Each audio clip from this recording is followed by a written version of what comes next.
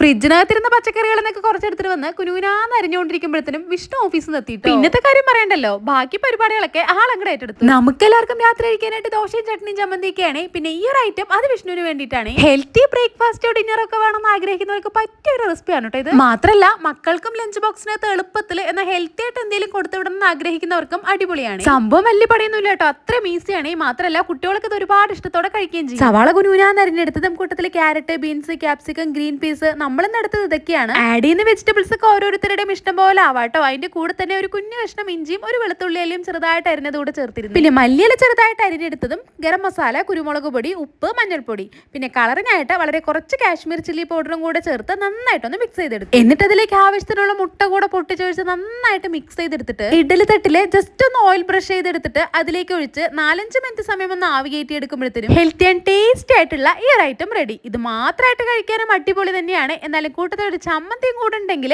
ഒന്നുകൂടെ അങ്ങോട്ട് ഉഷാറാവും കേട്ടോ.